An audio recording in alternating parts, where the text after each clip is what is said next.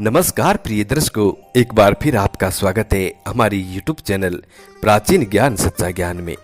प्रिय दर्शकों, आज फिर नया वीडियो नई जानकारी लेकर हम हाजिर हुए हैं। दर्शकों, आज की कहानी बड़ी मोटिवेशनल है, बड़ी प्रेरणादायक है। प्रिय दर्शकों, आज की कहानी पपीहा पक्षी की कहानी है। दर्शकों, आज की इस कहानी में जानेंगे कि कर्मों का भोग कैसे भोगना पड़ता है। प्रिय दर्शकों, आज की कहानी बड़ी प्रेरणादायक है। हर व्यक्ति को, हर मनुष्य को अपने जीवन में इस कहानी को जरूर सुनना चाहिए और इस कहानी में बताई हुई बातों पर जरूर अमल भी करना चाहिए। प्रिय दर्शकों, ये कहावत तो आपने अक्सर सुनी होगी। अक्सर बड़े बुजुर्ग लोग कहते रहते हैं कि जैसा करोगे वैसा भरोगे, तुम्हारी करनी तुम्हारी साथ, कि मिलेगा तुम्हें तुम्हारे कर्मों का फल, आज नहीं तो कल। प्रिय दर्शकों, ऐसी बहुत सारी कहावतें हैं जो अक्सर बड़े बुजुर्ग लोग कहते रहते हैं, लेकिन आखिरकार क्या सच में कर्मों का फल मिलता है? प्रिय दर्शकों, आज के युग में जो महापापी लोग हैं, दुष्ट लोग हैं, वो बहुत पैसे वाले होते हैं, बहुत ही आनंद से अपना जीवन व्यतीत कर रहे हैं। क्या उनको उनके कर्मों का फल नहीं मिलता? बहुत से ऐसे भ्रष्ट अधिकारी हैं जो एक दूसरे का गला काटकर अपना पेट भरते रहते हैं, गरीब लोगों को लूट लेते हैं। लेकिन क्या ऐसे लोगों को उनका कर्मों का फल नहीं मिलता? ये जानने के लिए इस कहानी को अंत तक देखें। दर्शकों, ये कहानी बड़ी प्रेरणादायक है, बड़ी मोटिवेशनल है। वीडियो शुरू करने से पहले जो लोग हमसे नए जुड़े हैं वो लोग हमारे चैनल को सब्सक्राइब करें, बेल आइकन ऑन करें, अच्छे अच्छे कमेंट किया करें, ताकि हर आने वाले वीडियो का नोटिफिकेशन सबसे पहले आपको मिले और आप उसका फायदा उठा सकें। शुरू करते हैं दर्शकों आज की प्यारी सी कहानी, ये प्यारा सा वीडियो। प्रिय दर्शकों, ये पौराणिक काल समय की बात है। एक जंगल में पपीहा पक्षी का जोड़ा बैठा हुआ था। प्रिय दर्शकों, बारिश का मौसम था, हल्की हल्की पवन चल रही थी और हल्की हल्की बारिश भी हो रही थी। प्रिय दर्शकों, जब पपीहा अपनी पत्नी से कहता है कि प्रिय, बारिश शुरू हो गई है, चलो हम किसी वृक्ष के नीचे जाकर के बैठ, जिससे हमारा बारिश से बचाव हो जाएगा और हमारे पंख नहीं भीगेंगे। प्रिय दर्शकों, लेकिन पपीहा की पत्नी कहती है कि प्रिय, सावन का आनंद लेने दीजिए, सावन का मजा लेने दीजिए, ठंडी ठंडी बारिश हो रही है तो इसमें कोई हर्ज नहीं है। प्रिय दर्शकों, तभी दोनों पति पत्नी बारिश में बैठे रहते हैं और बारिश का मजा लेते हैं। प्रिय दर्शकों, बारिश में भीगने के बाद अब जोरदार ठंडी पवन चलने लगती है। दोनों पति पत्नी सिकुड़ जाते हैं, ठंड के मारे इधर उधर तिलमिलाते हैं, लेकिन फिर भी उनको कोई जगह नहीं मिलती जिसमें वो बैठकर विश्राम कर सके, ठंडी पवन से बच सके। प्रिय दर्शकों, बहुत ही तेजी ठंडी हवा के कारण दोनों पति पत्नी अब धूजने लगे। प्रिय दर्शकों, तभी पपीहा की पत्नी अपने पति से कहने लगती है कि प्रिय, क्या यही कर्मों का फल होता है? यदि हम बारिश में नहीं भीगते तो आज ये दिन देखना नहीं पड़ता। क्या इसी तरीके से कर्मों का फल प्राप्त होता है? और कहती है कि पिया जी, आपने हमसे कहा था कि चलो कहीं छुप कर बैठ जाते हैं, लेकिन मेरी जिद की वजह से अब आपके भी प्राण संकट में आ गए हैं। क्या करने का फल ऐसे ही प्राप्त होता है? प्रिय दर्शकों, तब पपीहा अपनी पत्नी से कहने लगता है कि प्रिय, कर्मों का फल कैसे मिलता है, ये छोटी सी कहानी मैं तुम्हें सुनाता हूं। इस कहानी को ध्यान से सुनो, चित्त लगाकर सुनो, चित्त मगन होकर के सुनो, तो आपको समझ में आएगा कि कर्मों का फल कैसे मिलता है। प्रिय दर्शकों, तब पपीहा कहानी शुरू करता है और कहता है कि प्रिय, एक गांव में एक किसान रहता था। उसके परिवार में उसकी पत्नी और एक उसका लड़का था। और कुछ सालों के बाद उस किसान की पत्नी की मृत्यु हो जाती है। उस समय लड़के की उम्र 10 वर्ष की थी। किसान ने दूसरी शादी कर ली। पत्नी के खत्म हो जाने के बाद अब किसान दूसरा विवाह कर लेता है, दूसरी पत्नी को अपने घर में ले आता है। प्रिय दर्शकों, पपीहा और आगे कहता है कि उसकी दूसरी पत्नी से भी किसान को एक पुत्र प्राप्त हुआ और किसान की दूसरी पत्नी भी कुछ समय बाद खत्म हो जाती है, उसकी भी मृत्यु हो जाती है। प्रिय दर्शकों, पपीहा और आगे कहता है कि किसान का जो बड़ा बेटा था पहली पत्नी से प्राप्त हुआ था, अब वो शादी के योग्य हो चुका था, तो किसान ने अपने बड़े बेटे की बड़ी धूमधाम से शादी कर दी। अपने बड़े बेटे का विवाह करने के पश्चात कुछ समय निकल जाता है और कुछ समय के पश्चात किसान की भी मृत्यु हो जाती है, वो किसान भी खत्म हो जाता है। प्रिय दर्शकों, अब पपीहा और आगे अपनी पत्नी से कहता है कि प्रिय, किसान का जो छोटा बेटा था दूसरी पत्नी से प्राप्त हुआ था और पहली पत्नी से बड़ा बेटा प्राप्त हुआ था। दोनों भाई एक साथ साथ रहने लगे। प्रिय दर्शकों, पपीहा और आगे अपनी पत्नी से कहता है कि प्रिय, अब कुछ समय निकल जाता है और कुछ समय के पश्चात किसान के छोटे बेटे की तबीयत खराब होने लगी। बड़े भाई ने कुछ आसपास के वैद्यों से इलाज करवाना चाहा, पर उसका कोई फायदा नहीं मिला, कोई राहत नहीं मिली। छोटे भाई की दिन ब दिन तबीयत बिगड़ती जा रही थी और बहुत पैसा भी खर्च हो रहा था। बड़ा भाई अपने छोटे भाई का दिल से इलाज करवा रहा था, लेकिन छोटे भाई की तबीयत दिन ब दिन बिगड़ती जा रही थी, गंभीर होती जा रही थी। प्रिय दर्शकों, पपीहा और आगे अपनी पत्नी से कहता है कि प्रिय, अब एक दिन बड़े भाई ने अपनी पत्नी से सलाह ली और अपनी पत्नी से कहने लगा कि यदि हमारे इस छोटे भाई की मृत्यु हो जाती है तो इसके इलाज के लिए पैसा भी खर्च करना नहीं पड़ेगा और जो जायदाद में आधा हिस्सा देना है वो भी नहीं देना पड़ेगा। यदि ये खत्म हो जाता है तो हमारा जीवन सुखमय ही हो जाएगा।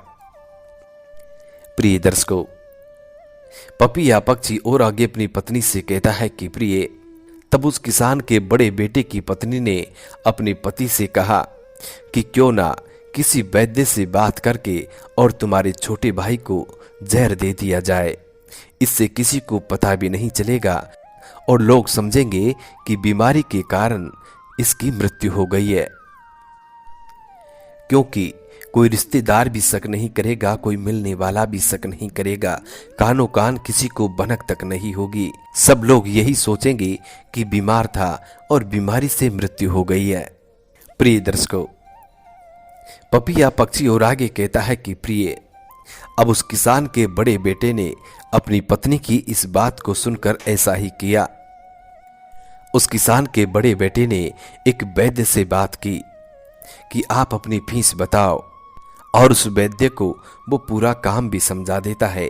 कहता है कि ऐसा करना, मेरे छोटे बीमार भाई को दवा के बहाने जहर दे देना ताकि उसकी मृत्यु हो जाए और मेरा पीछा छूट जाए। प्रिय दर्शकों, पपीहा पक्षी और आगे कहता है कि अब वो वैद्य भी धन की लालच में आ जाता है, पैसों की लालच में आ जाता है और वो वैद्य बात मान लेता है। प्रिय दर्शकों, जब वो वैद्य किसान के छोटे बेटे का इलाज करने के लिए जाता है तो उसको दवा की जगह जहर दे देता है। प्रिय दर्शकों, अब उस किसान के छोटे लड़के की मृत्यु हो जाती है और उसके बड़े भाई और उसकी भाभी ने बहुत खुशियां मनाई। सोचने लगे कि रास्ते का कांटा अब निकल गया है, अब सारी संपत्ति अपनी हो गई है। प्रिय दर्शकों, पपीहा पक्षी और आगे कहता है कि अब बड़े भाई ने अंतिम संस्कार भी कर दिया। कुछ महीनों पश्चात किसान के बड़े लड़के की पत्नी को एक लड़का हुआ।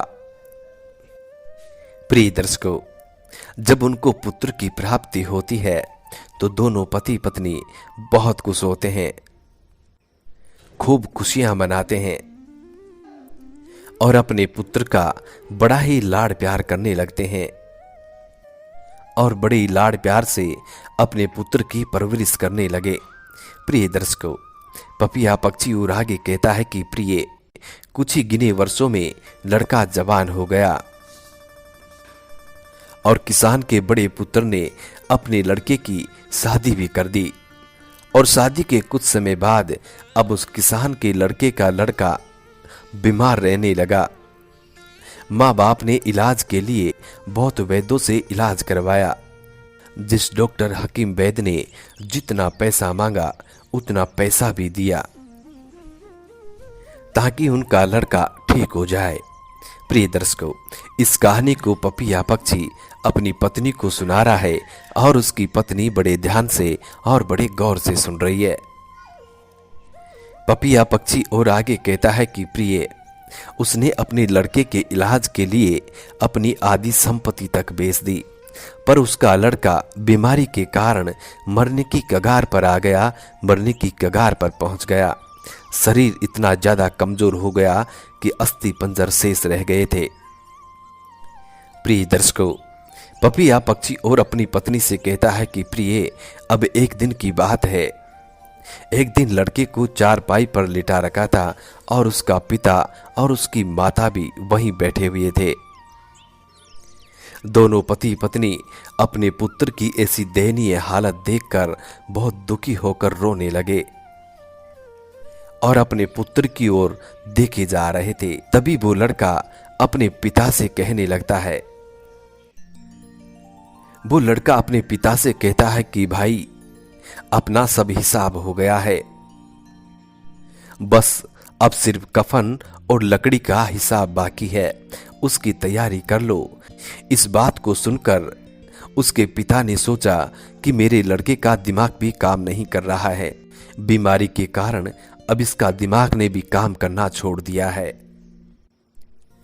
तब उसका पिता अपने पुत्र से कहने लगा कि बेटा, मैं तुम्हारा पिता हूं, तुम्हारा भाई नहीं। भाई तो तुम्हारे कोई है ही नहीं, तुम सिर्फ अकेले वारिस हो। मैं तो तुम्हारा पिता हूं, बेटा तुम मुझसे भाई मत कहो। प्रिय दर्शकों, पपीहा पक्षी और आगे अपनी पत्नी से कहता है कि प्रिय, अब ध्यान से सुनो कि कर्मों का फल कैसे प्राप्त होता है। पपीहा पक्षी और आगे कहता है कि तब वो लड़का बोला कि मैं आपका वही भाई हूं जिसको आपने जहर खिलाकर मरवा दिया था, और मुझे जिस संपत्ति के लिए आपने मरवाया था अब वो मेरे इलाज के लिए आधी बिक चुकी है, आपकी शेष रह गई है, हमारा हिसाब इतना बराबर का हो गया है। प्रिय दर्शकों, पपीहा पक्षी अब और आगे अपनी पत्नी से कहता है कि प्रिय, तब उसका पिता फूट फूट कर रोने लगा कि मेरा तो कुल का नाश हो गया है, जो मैंने किया सो मेरे आगे आ गया है, ये सब कुछ मेरे कर्मों का ही फल है जो मुझे मिल रहा है। प्रिय दर्शकों, तब वो लड़का फिर अपने पिता से कहता है कि अब मेरी पत्नी का क्या दोष है जो इस बेचारी को मेरे साथ जिंदा जलाया जाएगा। प्रिय दर्शकों, उस जमाने में ये सती प्रथा थी जिसमें पति के मरने के बाद पत्नी को अपने पति की चिता के साथ जला दिया जाता था। प्रिय दर्शकों, तब वो लड़का और अपने पिता से कहता है कि वो वैद्य कहाँ है जिसने मुझे जहर खिलाया था। अब उसके पिता ने कहा कि आपकी मृत्यु के 3 साल बाद वो भी मर चुका है। प्रिय दर्शकों, पपीहा पक्षी और अब आगे कहता है कि तब वो लड़का और अपने पिता से कहता है कि ये वही दुष्ट वैद्य है जो आज मेरी पत्नी के रूप में है, मेरे मरने पर इसे जिंदा जलाया जाएगा। ये वही दुष्ट वैद्य है जो मेरी मृत्यु के साथ मेरे मृतक शरीर के साथ जिंदा जलेगा। प्रिय दर्शकों, पपीहा पक्षी अपनी पत्नी से कहता है कि प्रिय, इस तरीके से कर्मों का फल मिलता है, कर्मों का भोग भोगना पड़ता है, जो जैसा कर्म करता है उसको वैसा ही फल प्राप्त होता है। पपीहा पक्षी और अपनी पत्नी से कहता है कि प्रिय, हमारा जीवन तो उतार चढ़ाव से भरा है, इसके पीछे हमारे ही कर्म होते हैं, हम जैसा बोएंगे वैसा ही हमको काटना पड़ता है। कर्म करो तो फल जरूर मिलता है, आज नहीं तो कल मिलता है। जितना गहरा अधिक कुआं होता है उतना मीठा जल प्राप्त होता है। जीवन के हर कठिन प्रश्न का जीवन से ही हल मिल जाता है। इसीलिए प्रिय दर्शकों, अपने जीवन में अच्छे कर्म करो, कभी भी बुरे कर्म मत करो।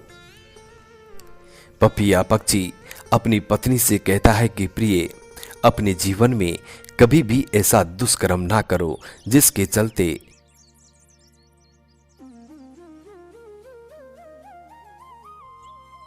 हमारा और हमारे वंश का अपमान हो, हमारे वंश का सर्वनाश हो। स्वयं श्री हरि विष्णु को भी भोगना पड़ा था। हर देवी देवता को भोगना पड़ता है। जो सृष्टि के पालन करता है, सृष्टि के रचयिता है, उन्हें भी कर्मों का फल भोगना पड़ता है। तो हम तो तुच्छ इंसान हैं, हम कैसे बख्शे जा सकते हैं? हमें भी अपने कर्मों का दंड, अपने कर्मों का भोग जरूर भोगना ही पड़ेगा। इसीलिए पपीहा पक्षी और आगे कहता है कि प्रिय, यदि हम मनुष्य योनि में जन्म लेते हैं तो हमारे कर्मों को सुधारने का एक सुनहरा अवसर प्राप्त होता है। मनुष्य योनि में आकर मनुष्य बहुत कुछ अच्छे कर्म कर सकता है।